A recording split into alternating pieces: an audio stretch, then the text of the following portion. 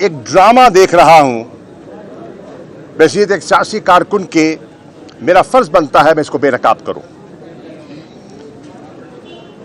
मैं आपको ताज़ी मिसाल देना चाहता हूं। आज जो इलेक्शन कमीशन की मुकर्ररा तारीख थी उसके मुताबिक मैं अपने कागजात नामजदगी दाखिल कराने आया।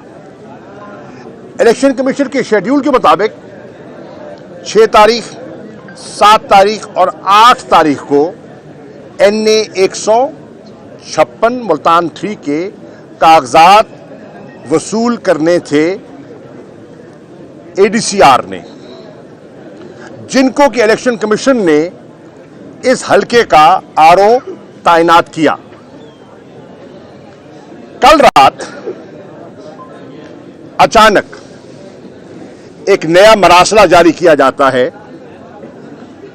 वो शख्सियत जिसने हमें कागजात नामजदगी इशू किए, जिसके सामने मैंने आज पेश होना था, उनको तब्दील कर दिया गया। ऐसा कभी नहीं होता। इलेक्शन शेड्यूल जारी होने के बाद RO तब्दील, छोटा अफसर तब्दील नहीं होता कि जाए कि RO तब्दील किया जाए। इससे आपको अंदाजा होगा कि यह निगरान सेटअप किस किस्म के इंतखाबात करवाना चाहती है। पंजाब में जिस अंदाज में तबादले किए जा रहे हैं और मनपसंद तैनातियां की जा रही हैं, सियासी मकासद के हसूल के लिए, वो अब किसी से ढकी छुपी बात नहीं रही। पाकिस्तान के अवाम और शहरी ये इनके साथ जो मजाक किया जा रहा है वो देख रहे हैं, नोट कर रहे हैं। जो पुख्ता सियासी ज़हन रखने वाले लोग हैं और जो सियासी अमल का हिस्सा रहे हैं और इन चीज़ों को बारीकी से देखते हैं और समझते हैं, वो देख रहे हैं क्या हो रहा है। वो देख रहे हैं क्या हो रहा है, ये जानते हुए कि तहरीक इंसाफ को दीवार से लगाने की पूरी कोशिश की जा रही है, ये जानते हुए कि हमारे लोगों पर दबाव डाला जा रहा है, ये जानते हुए कि झूठे मुकदमात दर्ज किए जा रहे हैं, गिरफ्तारियां हो रही हैं, छापे मारे जा रहे हैं और एक इंतकामी कार्रवाई का माहौल आपको पूरे पंजाब में दिखाई दे रहा है। इन हालात में हम मैदान में उतरे हैं, जैसे मैंने कहा, अपनी जात के लिए नहीं, अपनी जमात का नुक्ता नजर पेश करने और इनके जो प्रोग्राम हैं उनको बेनकाब करने। पाकिस्तान के शहरियों को अपनी जिम्मेदारी निभानी होगी।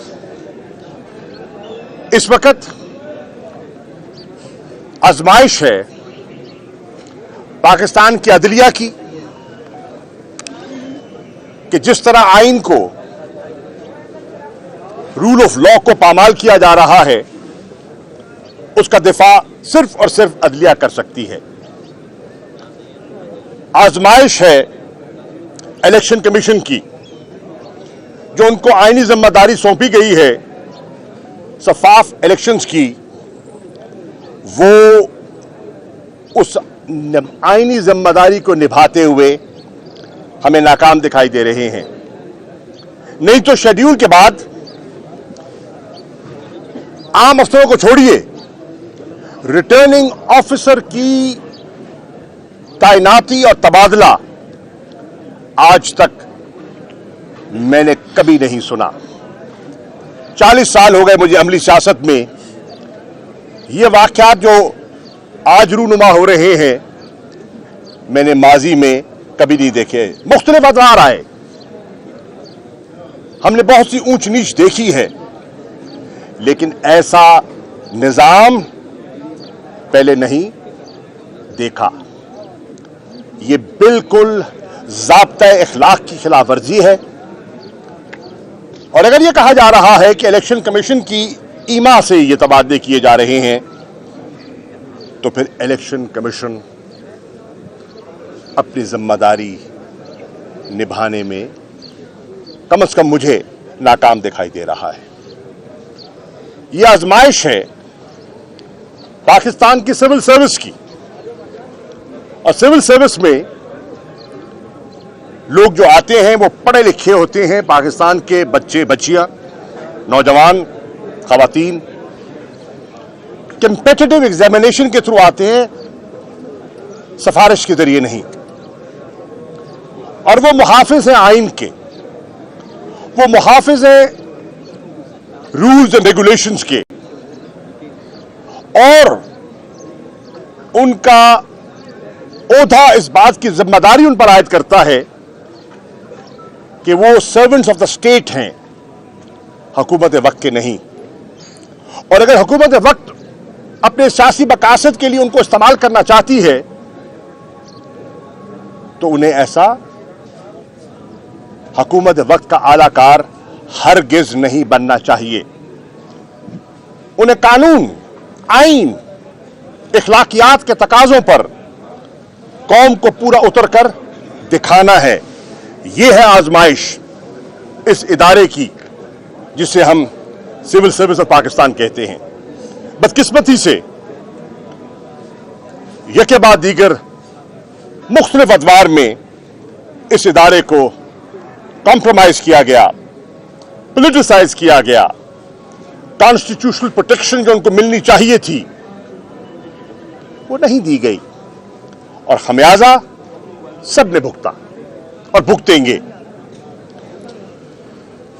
पाकिस्तान के हालात इस बात का तकाजा कर रहे हैं कि हम माजी की रविश से हटकर ऐसी रिवायात कायम करें जिससे लोगों को इस पूरे प्रोसेस पर एतमाद हो। अगर लोगों का इस प्रोसेस से एतमाद उठ गया तो मुल्क में अफरा तफरी होगी, इंतशार होगा, इंतखाबात हो जाएंगे। अगर इंतखाबात के नताइज कौम ने कबूल न किए तो वो इंतखाबात बेमानी हो जाएंगे।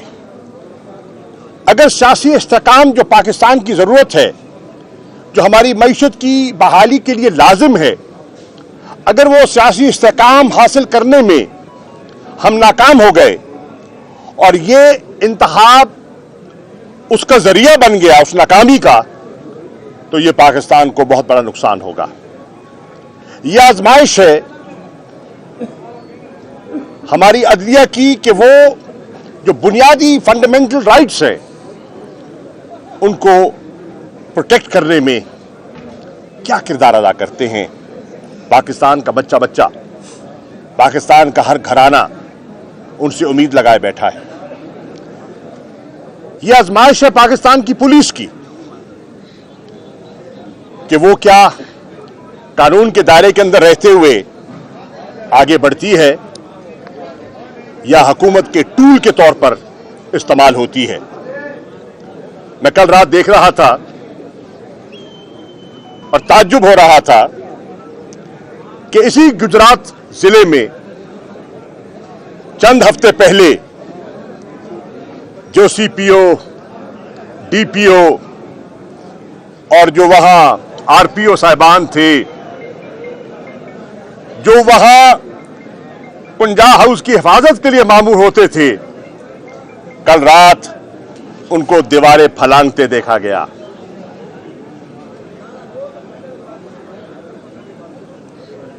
मैं समझता हूं उनकी मजबूरियों का मुझे एहसास है। 25 मई के वाकयात पाकिस्तानी कौम की नजरों से ओझल नहीं हैं, और इस वक्त जो धमकियां दे रहे हैं वजीर दाखिला, वो माहौल को साजगार आलूदा करने में किरदार अदा कर रहे हैं। एक तरफ दावत दी जाती है ऑल पार्टीज कॉन्फ्रेंस में शमूलियत की, और दूसरी तरफ ये अमल और ये अमली मुजाहरा आपके सामने है। गिरफ्तारियां, लोगों की दहलीज पार करना, ये तजादात हैं और इन तजादात की मैंने पहले भी निशानदेही की है और आज भी कर रहा हूं। ये आजमाइश है मीडिया हाउसेस की कि क्या वो हकायक लोगों तक पहुंचाने में अपनी जिम्मेदारी निभा सकते हैं या निभा रहे हैं। लोग नजर रख रहे हैं, लोगों ने हर चैनल पर रखी है नजर, और जो चैनल निभा रहा है लोग उसको देख रहे हैं, और जो कतरा रहा है लोग उसे स्विच कर रहे हैं और उस चैनल की तरफ अपनी तवज्जो दे रहे हैं जो उनकी राय में फेयर रिपोर्टिंग कर रहा है। ये आजमाइश पाकिस्तान के उन इदारों की है जो पाकिस्तान के इस वक्त जो नाजुक हालात हैं उन पर उनकी नजर है। जो माशी बहरान हमारे सर पे मंडला रहा है और जो दहशतगर्दी का एक नया तूफान हमने अगस्त से देखा है और पेशावर का सानिया आपके सामने है, ये सब वाकयात कुछ और तकाजे कर रहे हैं कौम से, सियासतदानों से, सिविल सर्विस से, सिविल सोसाइटी से, आम शहरियों से, और हुकूमत वक्त जो मरकज में पीडीएम की है उसका अंदाज़े फिक्र और सोच और अमल उसके उलट है। तो मैं आज पूरी कौम को आगाह कर रहा हूं और इनके जो ताज़ा वाकया मैंने आपके सामने देखा है कि रात को आरओ की तबादला, ये एक निशानदेही है। कतरे कतरे से दरिया बनता है और ये मैसेजिंग है जो दी जा रही है। पाकिस्तान के शहरियों से मेरी अपील है, जैसे इमरान खान साहब ने कहा कि वो खामोशी से सब देख रहे हैं और नोट कर रहे हैं। हम हरगिज़ ये नहीं कह रहे कि आप गिराव जलाओ करें, तोड़ फोड़ करें, लोगों की सरकारी या निजी इमलाक को नुकसान पहुंचाए। हरगिज़ हमारा ये इरादा नहीं है, ना हमारी ख्वाहिश है। लेकिन उन्हें इस फस्तायत के खिलाफ आवाज बुलंद करनी होगी, उन्हें इसका मुकाबला करना होगा।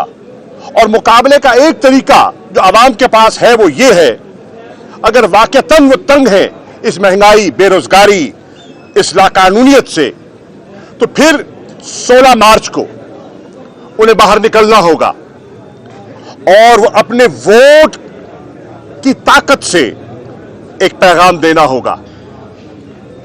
उन सब कुव्वतों को पैगाम देना होगा जो मनपसंद नताइज हासिल करना चाहती हैं, क्योंकि आज रिवायती सियासत से हटकर पाकिस्तान की बका की सियासत का आगाज हो रहा है। रिवायती सियासत में रिवायती सियासतदान सर झुका लेते हैं, मसलहतों के कायल हो जाते हैं, अपने मफादात को तरजीह देते हैं। मैं ना बिगाड़ूं किसी से, कहीं मेरा हल्का ना मुतासर हो जाए, कहीं मेरी इलेक्टेबिलिटी ना मुतासर हो जाए। रिवायत के तकाजे यही रहे हैं। लेकिन पाकिस्तान का तकाजा यह है कि आज जो पाकिस्तान को एग्जिस्टेंशियल थ्रेट है उसको सामने रखते हुए हम में से कुछ लोगों को सर उठाना होगा, सर उठा के जीने का सबक देना होगा। और उसमें तकलीफें आएंगी, यकीनन आएंगी, उस पर कीचड़ उछाला जाएगा, कातलाना हमले भी हो सकते हैं, कैदोबंद की सोबतें भी बर्दाश्त करना होंगी। लेकिन मुल्क के लिए ये आज पाकिस्तान की जरूरत है। कम से कम तहरीक इंसाफ तारीख में यह रिकॉर्ड करवाना चाहती है कि हम इस फस्तायत का हिस्सा नहीं रहे। और आज अगर आवाम की तर्जुमानी कोई जमात कर रही है तो वो तहरीक इंसाफ है। बाकी तो सब मसलहतों के तहत जमा हो गए हैं एक पीडीएम अलायंस में, जिसमें कोई नजरियाती ममासलत नहीं है, मफादात का जोड़ है। और उस मफादात के जोड़ का पाकिस्तान के मफादात से टकराव दिखाई दे रहा है, और पाकिस्तान के लोगों को फैसला करना है कि उन्होंने पाकिस्तान के मफादात का तहफ़्फ़ुज़ करना है या पीडीएम के मफादात का। शुक्रिया। अच्छा सर, कौमी असम्बली का तो ऐलान हो गया है, नॉमिनेशन पेपर भी लिए जा रहे हैं, लेकिन जो है निगरान हुकूमतें जो हैं सूबाई और जो सूबे के इलेक्शन हैं उसके हवाले से ना डेट अनाउंस हो रही है ना कुछ, और शनीद यही है कि वो ये ज़िमनी इंतखाब कराने में कुछ संजीदा नहीं है। नवंबर में जनरल इलेक्शन में ही ये इलेक्शन होंगे। देखिए सवाल ये है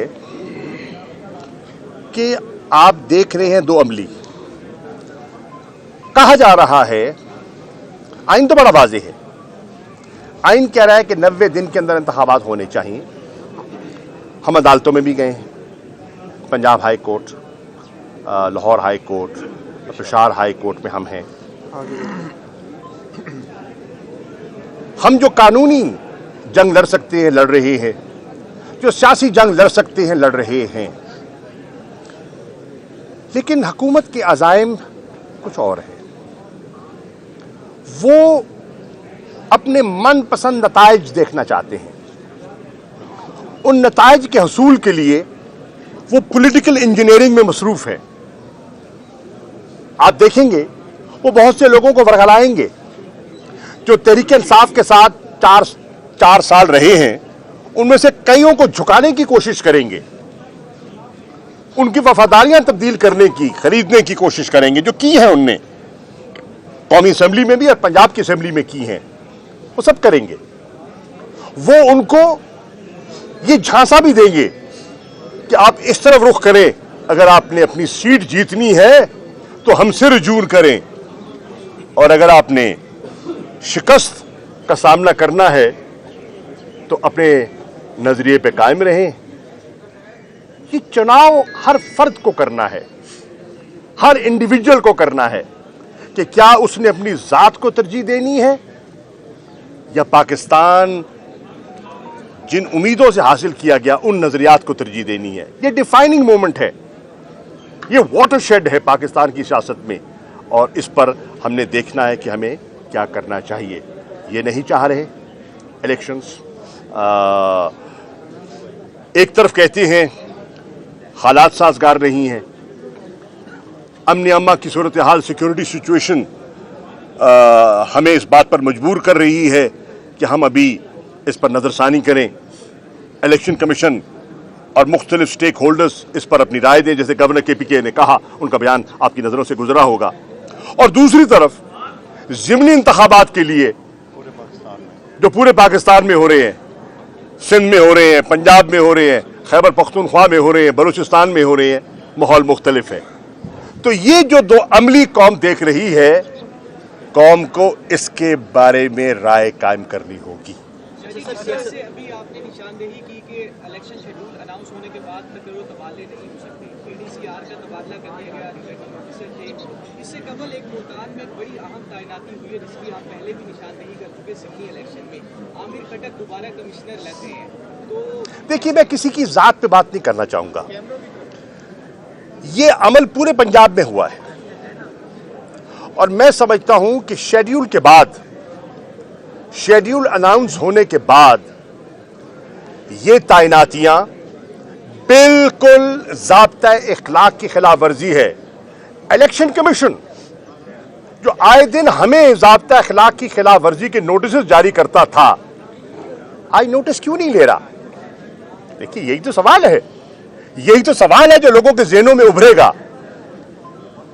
और आरओ का तब्दील होना, जिसको खुद लगाया गया हो, नोटिफाई किया गया हो, उसने कागजात जारी कर दिए हों, उन कागजात को आज उनने वसूल कर लिया हो, स्क्रूटनी की डेट दे दी हो, जो मुझे दे दी है उनने, बरोज जुमा 10 तारीख को 11 बजे मुझे डेट दी है, और मैं शेड्यूल के मुताबिक हाजिर हुआ हूं। उसको तब्दील कर देना और फिर उनको पैगामात देने कि आप दफ्तर ना पहुंचें, आप कागजात वसूल न करें, ये बिल्कुल जिसे कहते हैं ना वाजे इंटरफेरेंस है और फ्री, फेयर और क्रेडिबल इलेक्शंस की नफी है।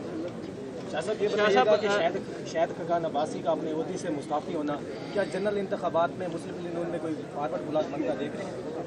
वो जाने, उनका काम जाने। अच्छा, सियासतदानों की अपनी लड़ाई है। किसी और महंगाई इतनी हो गई है, आज अद्वियात की कीमतें 300% बढ़ाने का ऐलान किया गया है। उसके अलावा पेट्रोल, देखिए अर्जी है, आप सही कह रहे हैं। देखिए कौन का किसका सोचना है उसका? सियासतदानों ने। जी हमने सोचा, जब हम हुकूमत में थे, तहरीक इंसाफ हुकूमत में थी, यही पीडीएम की सरकार जो आज है वो कहती थी लॉकडाउन कर दो, बाजार बंद कर दो, और इमरान खान कहते थे कि जो दिहाड़ीदार है वो रोटी कहां से खाएगा। हमने उनको स्पेशल डिस्पेंसेशन दी एहसास प्रोग्राम के जरिए ताकि उनका चूल्हा जलता रहे। हमने सनतों को बंद नहीं किया, हमने इंसेंटिव्स दिए महंगाई और बेरोजगारी का मुकाबला करने के लिए।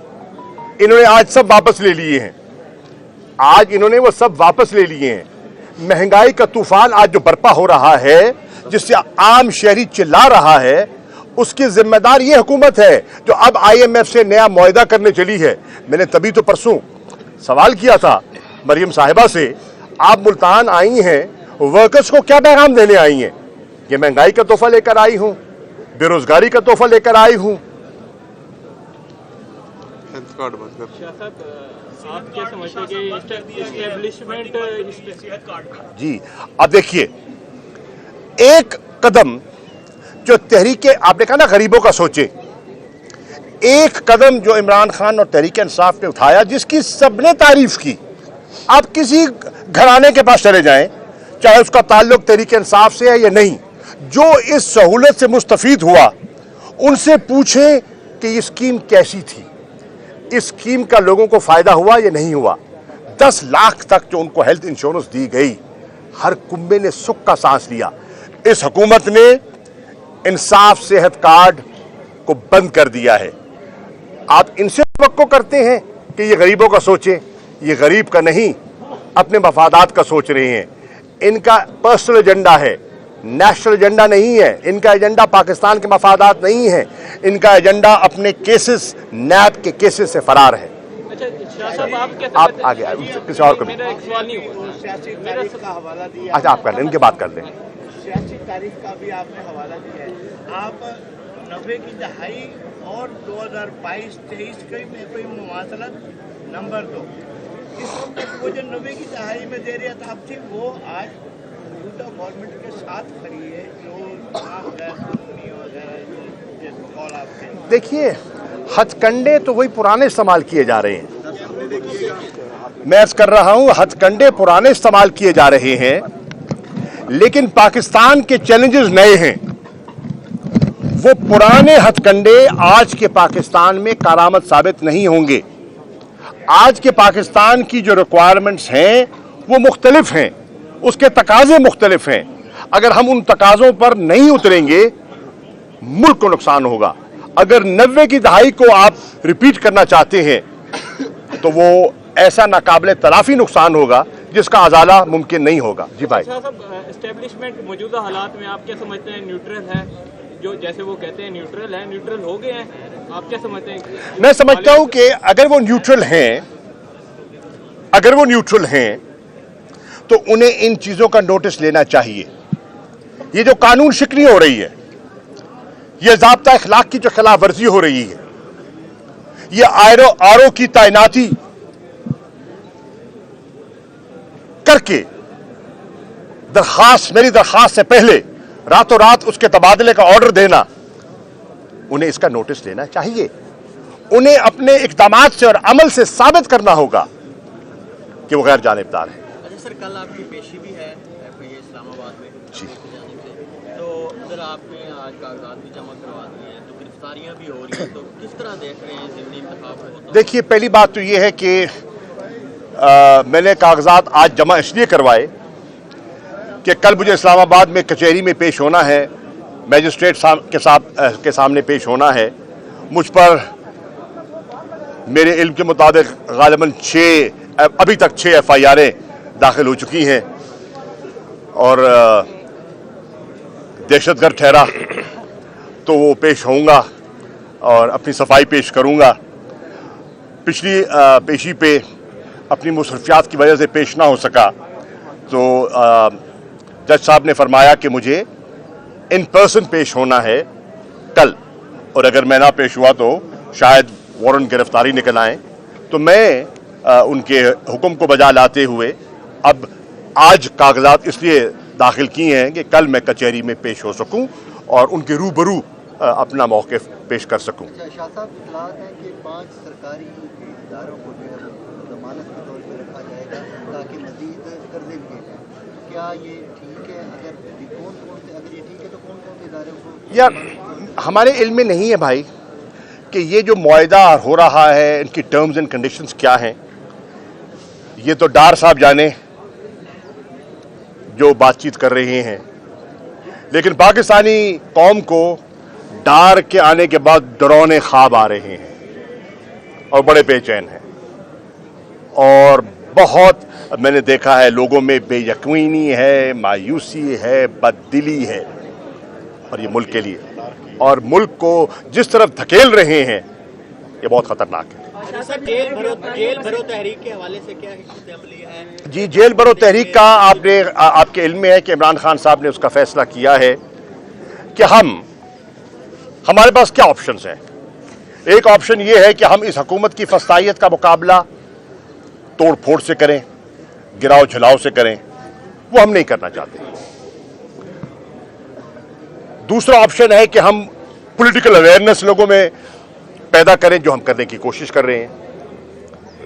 तीसरा ऑप्शन हमारे पास ये है कि हम कानूनी जंग लड़ें, जो हम लड़ रहे हैं, अदालतों में गए हुए हैं।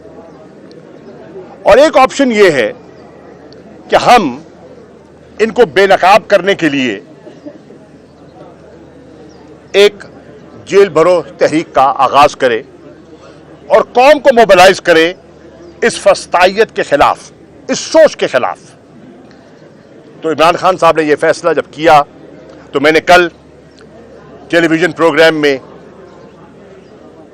बरमला ये ऐलान किया कि जिस दिन इमरान खान साहब ने जेल भरो तहरीक का आगाज़ किया, मैं बैसियत तहरीक इंसाफ के कारकुन के और बैसियत वाइस चेयरमैन के अपनी जिम्मेदारी निभाऊंगा और अपनी वॉलंटरी गिरफ्तारी पेश कर दूंगा। अच्छा, नवाज ने कहा कि मरियम नवाज ने कहा कि जेल भरो तहरीक का आगाज जमानत पार्क से होना चाहिए, इस हवाले से मैं मरियम को कह रहा हूं कि आप इमरान खान का फैसला आने दें, हम जेल भरो तहरीक का आगाज मुल्तान से करें। अच्छा, मखदूम साहब जेल भरो तहरीक मैं करूंगा, मैंने सुना नहीं। ने कहा है आप जेल भरो इलाज मैं करूंगा, इसमें कुछ ऐड करना चाहूंगा। हाँ, कोई बात नहीं।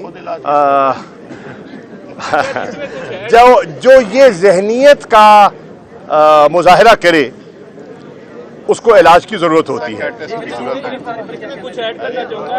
इतलात ये भी है जेल भरो तहरीक के दौरान जो गिरफ्तार कारकुनान हैं उनके ऊपर मजीद मुकदमा दर्ज किए जाएंगे, तो इस पर क्या पीटीआई का रद्द-ए-अमल होगा? आपकी लीगल टीम भी तैयार है इस सवाल से? देखिए, हम जो हमारे बस में है हम सियासी और कानूनी तौर पर करेंगे।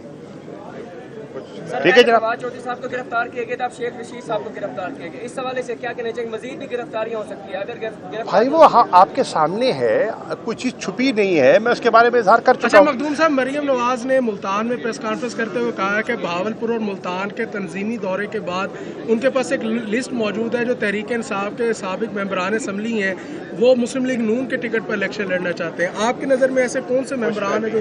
देखिए, मैंने तो पहले कहा, मैं तो पहले अर्ज कर चुका हूं कि वो हर हरबा इस्तेमाल करेंगे वफादारियां तब्दील करवाने का। किसी को